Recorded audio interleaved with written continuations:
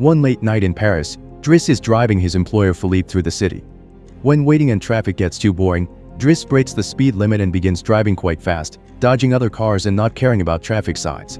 This causes the police to go after him, and Driss bets €100 that he can lose them, but after driving under a bridge, the cops catch up by ambushing them from both sides.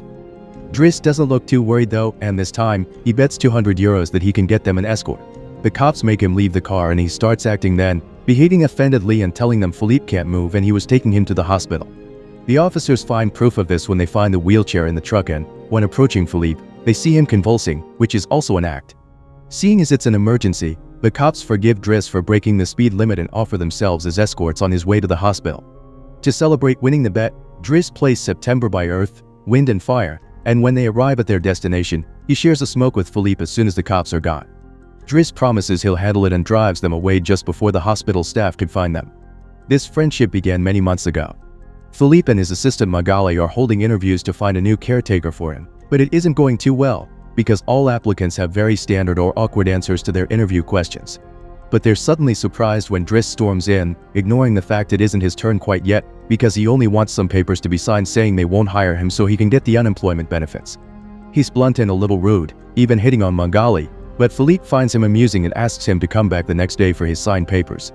Driss goes back to his home in a humble neighborhood and tries to take a bath while all his little siblings bother him, only managing to get it done in time thanks to his sister Mina, who is a bit older than the others and more responsible.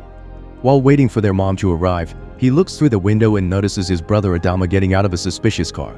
When the boy enters the apartment, he just says he was at school and leaves again after grabbing his bag, causing Driss to be even more sure that he's up to something. In the evening, his mom arrives, and he gives him a Fabergé egg he stole and tells her he's been away on vacation when she asks. She isn't happy to see him though, because he disappeared for 6 months and never called, and now he's shown up out of nowhere as if her home was a hotel. As she's absolutely done with all his lies and she has other children she has to take care of, she kicks him out and tells him not to come back. Driss spends the night having a smoke and some snacks with some neighborhood friends. The next day, Driss goes back to Philippe's house for his papers, and he's received by the housekeeper Yvonne, who shows him around the place and tells him about Philippe's daily routine. She also shows him the room he would get for himself with his very own bathroom. Driss can't help staring at the bathtub before he's dragged to see Philippe, who offers the signed sheet of paper but also a job opportunity. Driss accepts the 1-month trial, and Philippe tells him he bets he won't last 2 weeks. After bringing his things to his room, Driss is taught how to take care of Philippe. He must learn how to keep his legs stimulated, how to put him in the wheelchair, how to help him shower and change his clothes. Things get awkward when Driss discovers he must put on him some high stockings and even clean his butt after Philippe uses the bathroom. But no matter how much he complains and says he won't do those chores, he ends up accepting them as part of his job. Driss quickly gets used to the daily routine with Philippe, even if at first he does make some mistakes he learns from, like handing the phone to Philippe instead of putting it on his ear or forgetting the baby monitor while having a bath. He also learns to organize his mail in different folders, most of the letters he opens for Philippe, but there's a series of private ones he isn't allowed to look at. Driss' work today is to drive Philippe around, but he refuses to put him in the back of a van as if he was cargo, so instead, he takes him on one of the fancy cars that don't see much use. Philippe, who first thinks this isn't suitable and says they should be pragmatic, is soon getting excited at the idea of a faster, less boring ride, although Yvonne still disapproves. When they try to leave the building, there's a neighbor parked at their entrance, ignoring the sign on the door that says it's forbidden. Driss wastes no time and goes after the guy, grabbing him by the front of his shirt and threatening him until he moves the car. Philippe is impressed by his actions. The pair goes to a museum, where Philippe is planning to buy a piece of artwork that Driss considers not worth the money because it's just a red blotch on the canvas. Afterward, Philippe meets with a relative of his, who tells him everyone is worried about Driss since he can be violent. He's also discovered he has a criminal record, but Philippe doesn't care. He appreciates Driss because he doesn't pity him and doesn't mind joking around with him.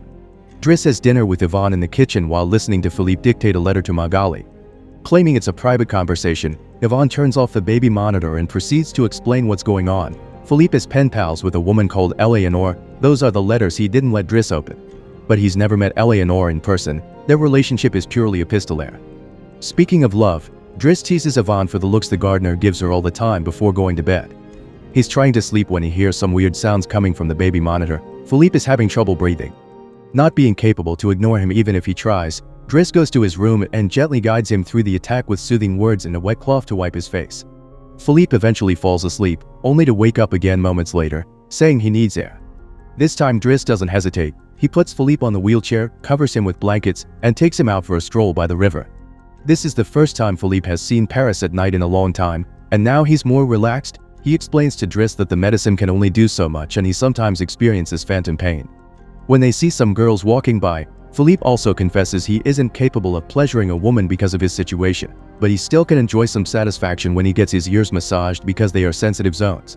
When the phantom pain threatens to appear again, Driss shares one of his joints with Philippe, who is skeptical at first but ends up loving it. Afterward, they go to a restaurant, where they joke around while sharing a meal, and Philippe decides to share more of his story. He met his wife when they were students, and shortly after they got married, she had 5 miscarriages and was diagnosed with an incurable, terminal illness. That's when they adopted Elisa. Philippe has always loved competitions, extreme sports, and speed, and a paraglider gave him that. It was during a paragliding session that bad weather caused him to crash and break his vertebrae, although he still thinks his real handicap isn't the chair but living without his wife.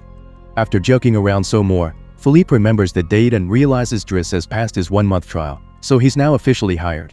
But he needs to start by bringing back the Fabergé egg he stole because it was a gift from his wife. She would give him one every year, and he has exactly 25, matching their time together. The next day, Driss goes to talk to Mina when she's leaving school, who's a bit offended because he hasn't been answering her messages except to ask her to look for the egg. She also tells him about some cops that have been calling their home. Afterward, he visits Adama, who confesses he was found with 30 grams on him. Driss wants to take him to lunch, but Adama refuses and instead gets in the same suspicious car from before. Later on, Driss is allowed to be present while Philippe dictates his letter for Eleanor to Magali. He thinks this purple prose is very boring and that Philippe should be more direct. He's also baffled to hear that this has been going on for 6 months and they never exchanged pictures. When he finds her phone number on one of the letters, he takes it as a sign and calls her, obliging Philippe to take the phone and finally speak to her outside the written word. Their conversation goes so well, Philippe is now on the phone with her all the time. The next day, Driss convinces Philippe to accept to exchange pictures with Eleanor and chooses one of him in the wheelchair. Afterward, while he's painting, Elisa bursts into his room to ask him for cigarettes and makes fun of him for trying to be artistic. Getting angry, he kicks her out before going to see Philippe, who is currently asking Yvonne to change the chosen picture for one of him when he wasn't quadriplegic. She hides the picture inside the escort file right before Driss burst in, complaining about Elisa and telling Philippe he needs to discipline her. Philippe agrees to talk to her, but he's mostly surprised when Driss lets it slip that he's been painting. Days continue to pass, and the friendship between Philippe and Driss continues to grow. Driss takes him to play in the snow and brings him with him when he goes out for a run. Philippe gets him his first suit and scolds his daughter while Driss listens to him through the baby monitor. When Driss finishes his first painting, he shows it to Magali. Philippe, however, likes the painting and promises he'll try to sell it. The two of them have a great time with each other, enjoying things like getting a faster car. When Philippe's birthday comes, he isn't very excited about it. Every year, he pretends to be surprised that they're throwing a party and has to meet with all these relatives that only come to see him on the date to check he's still alive. Philippe says it'll all be rather boring. While he and the guests enjoy some live classical music, meanwhile, Philippe is showing Driss painting to his relative and manages to convince him to buy it for 11,000 euros. As the party begins to die down, Philippe makes Driss listen to some of the most important songs in classical music history, but he could only joke in response. After the band is done, he brings his iPod and plays Boogie Wonderland by Earth, Wind and Fire before he starts dancing right in the middle of the floor, which Philippe enjoys watching. Later, when putting Philippe to bed, Driss opens Eleanor's latest letter to him. She sent her picture, showing she's rather pretty, and is telling him they should meet next week when she visits Paris. When the day of the date comes, Yvonne and Driss put Philippe through dozens of outfits until they find the perfect one. Afterward, he visits his mother at work, but only to watch her from afar. At the restaurant, Yvonne and Philippe are waiting for Eleanor, who is very late. After waiting for an hour, Philippe gives up, calls Driss to ask him to take him away, and then leaves the restaurant without noticing Eleanor is arriving at the same time. That same night, Philippe takes Driss with him in his private plane and gives him the money he got for selling the picture, making him immeasurably happy. They make it to the countryside the next morning, and Philippe decides to go paragliding, dragging Driss with him as well. Driss doesn't want anything to do with it, but after initially freaking out, he ends up enjoying the experience. When they return home, Adama is there waiting for Driss and gets scolded when he sees the scars on his face. Adama will still not tell Driss what's happening in his life though, so Driss makes him wait in his room while he calls Mina to tell her not to worry and goes to put Philippe to bed. Philippe, however, isn't sleepy yet. He asks him about his family, which Driss at first doesn't want to talk about, but eventually gives in. It turns out Adama technically isn't his brother and his parents aren't actually his parents, they're his aunt and uncle. They fetched him from Senegal when he was 8 because they couldn't have kids, and his real name is Bakari Basari, but because other kids had that name, they called him Idris, and that became Driss. One day, his aunt miraculously was able to conceive, and after his uncle died, there were other men and more kids as well.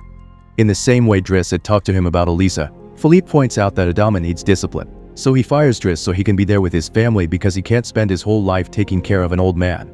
Driss packs his bags and gets ready to go. On his way out of the house, he gives the baby monitor back to Yvonne and teases her for having lied to him about Magali just to mess with him. In return, she gives him the escort file he had started, and he's disappointed to find the picture he had chosen is hidden there. Driss throws away the file, but he keeps the photo for himself. Once outside, he finds a car once again blocking the entrance, so he asks him to move away even if he doesn't work there anymore. When Adama calls him out for it, Driss says it's a matter of principle. A few hours later, the two brothers go pick up their mother at the station. While back at the house, Philippe is having his first dinner together with his new caretaker, who is stuffy and boring, and Philippe decides to leave him without even having a bite. As days pass, Driss goes back to his old life. He hangs out with his old friends again and tells the guys from the suspicious car not to bother Adama anymore. Philippe continues to dislike his new caretaker and is in a constant bad mood. One night, he refuses anyone in the house to help him with his phantom pain, so Yvonne calls Driss and asks him to come over. That's how they find themselves in the situation from the beginning, with the cops chasing after them first and escorting them to the hospital later. After that little adventure, Driss drives Philippe to the coast, and the sight of the sea helps Philippe calm down. Sometime later, Driss takes care of Philippe's overgrown beard before taking him to a restaurant for lunch, but he doesn't stay because someone else will be making Philippe company today. Driss wishes him luck and finally gives him back his egg before leaving, and Philippe starts worrying about being alone until he sees who his date is, Eleanor, who is delighted to see him and doesn't mind the chair at all. The real Count Philippe Pozzo di Borgo now lives in Morocco. He has remarried and has 2 daughters. The real Driss, actually called Abdul Yasmin Selou, has his own firm and is also married with 3 children. The two men continue to be very close friends to this day.